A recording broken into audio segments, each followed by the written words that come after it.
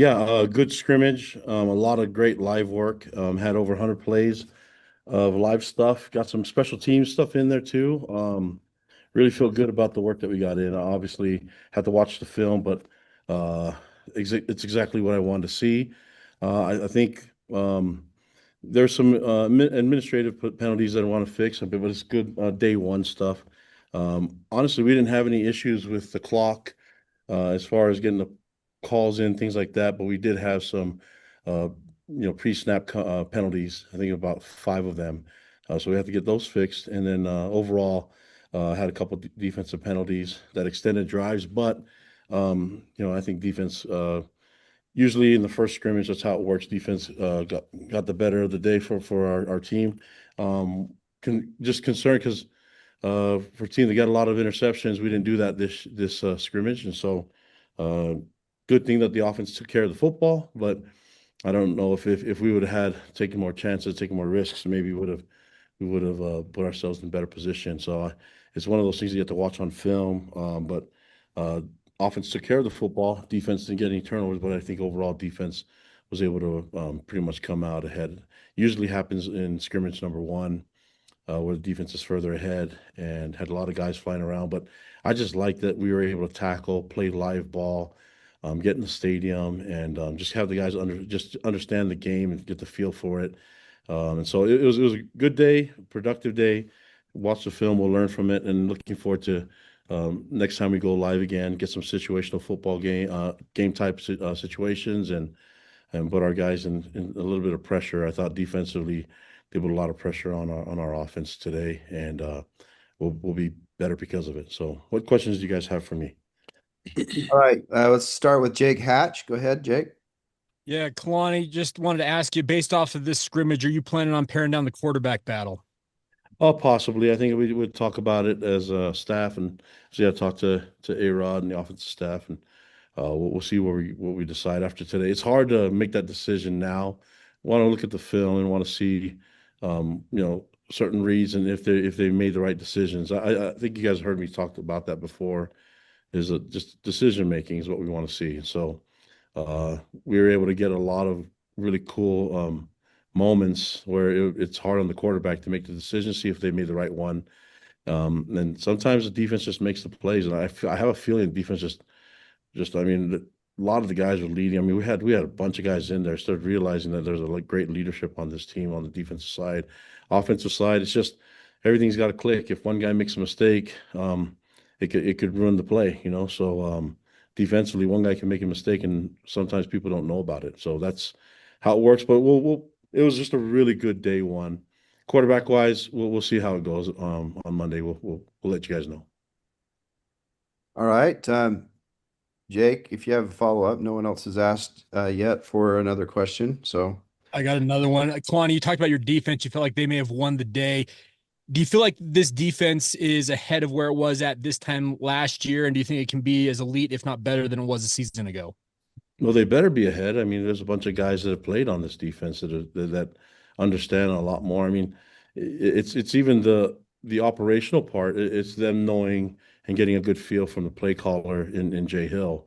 So I think having that connection, uh, obviously going to year three for Jay and his defensive staff, um, you could tell that they're a lot more comfortable with the scheme, with the coaching, with the expectations, and I mean, the communication is there. So, but to have guys that have joined us, that's the key. Having the new guys in the program, and it seemed like they just gelled really quickly. It's a huge compliment to Jay and to their position coaches. But um, usually, it's easier to get the defensive side going first, but offense will usually respond. It's good to get this going because then offense will respond next week.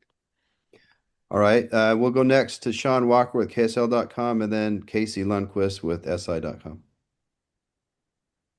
Yeah, that kind of dovetails, Coach, into sort of what I wanted to bring up on the defense because you mentioned there were a number of interceptions that the defense came down with today. I think was roughly your words. Where do you No, kind of draw no interceptions. There's none. Yeah, that's a lack of interceptions. So we lack need. of interceptions? Yeah. Where do you kind of draw the line as you start getting into, I guess, sort of this this more live part of camp between the defense getting better and doing their thing and all of that, while also still bringing the offense along. And I mean, obviously, you want to avoid injuries and everything, but are you getting to that point of more and more live, I guess?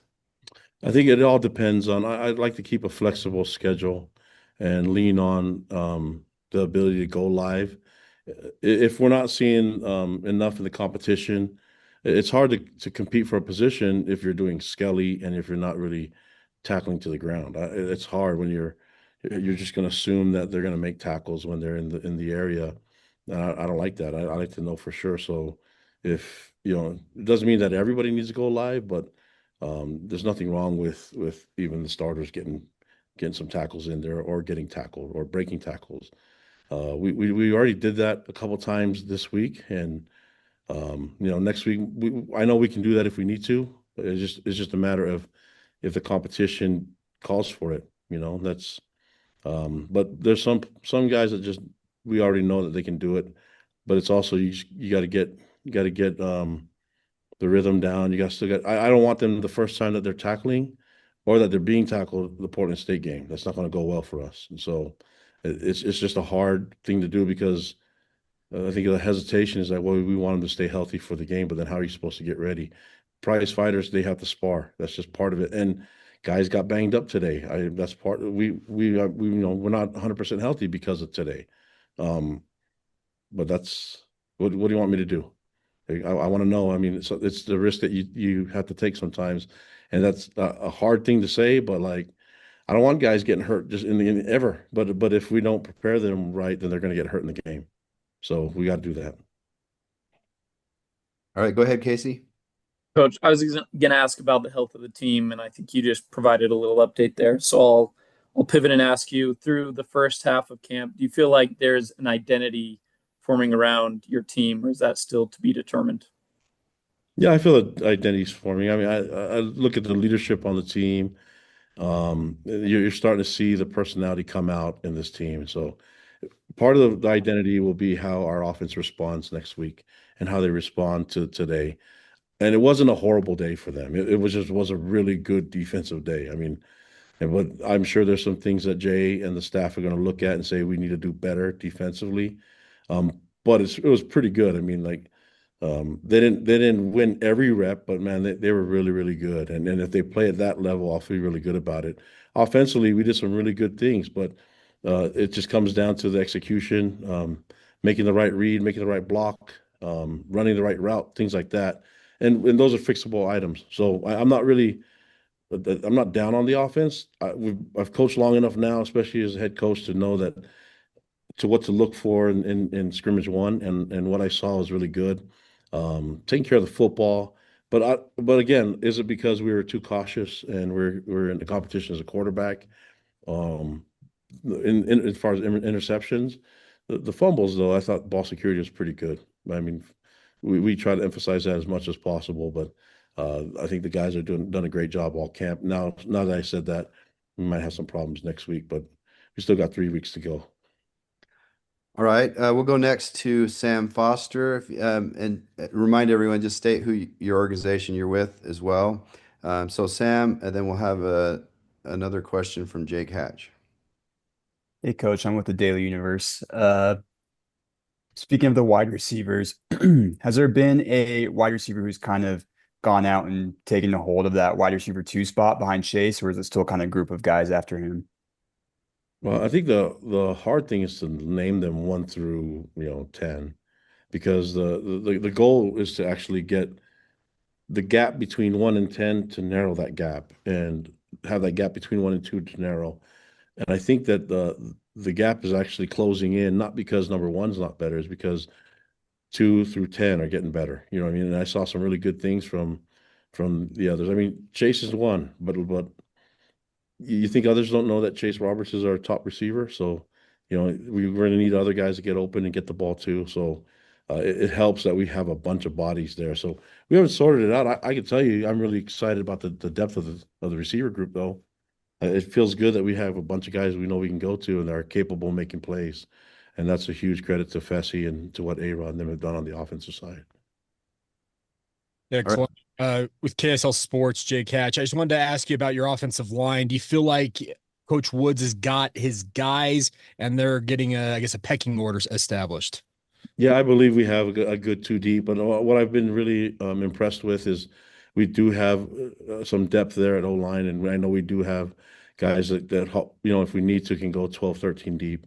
There's a lot of guys that have kind of grown up in the program that have come along that I feel really good about being on the field. We can trust them, and they've earned this trust by being in the system, and more importantly, earning the trust from TJ Woods. And so TJ's done an amazing job with the O line. But you got to keep working though. So there's a lot of things that you can do to get better. And today they made a step forward, but it's again, we got to. It's all about bottom line, which is putting points on the board, and we got to do that more. But I saw some really good things from them. They're physical. They have no choice but to be physical when you're going against, Keanu and the rest of the group. So, but I did like the physical part of the game. Today was I love the physical, the aggression, the just the smacking of bodies. It was a pleasure to see. Got one quick follow up to that, if I could, real quick. I just wanted to ask you when you flip over to the defense, you talk about guys like Keanu. You said you wanted to make this as game like as possible. Do you feel like your guys responded inside the stadium, et cetera?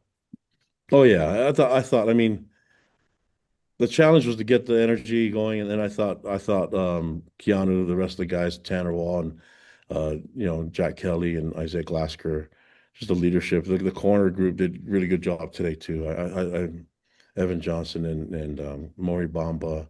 I mean that group really talented. Janelle's done a great job with them. So, but it's one day. Can we do that consistently over and over again? Can we correct the mistakes that we made today?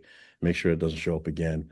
Um, we can't just be satisfied with how we perform today as a team and as a defense or offense. But we can't get down too. I mean, I feel really good about the progress that we're making, the steps that we've made towards our first scrimmage, and now that we're done with the first scrimmage, I'm really really excited about where we can go with this. Very good. Are there any other questions that people have? While we got Coach Sitake, anybody have anything else? Hey, Brett, let me ask Coach Dave McCann, where's the most pressure on a kid who's trying to be quarterback for the first time at BYU or a defense that's expected to be as good as they were last year? Where do you see which group has the most pressure? I say put pressure on all of them. It's okay. They can handle it.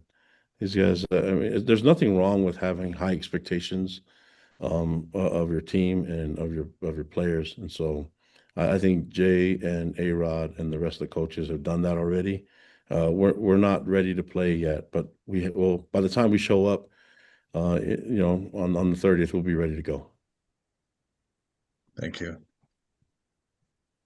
All right. Well, if there's no other questions, we'll let you go. Thanks for your time, Kalani. Appreciate it. Love you, Brett, my man. Thank you.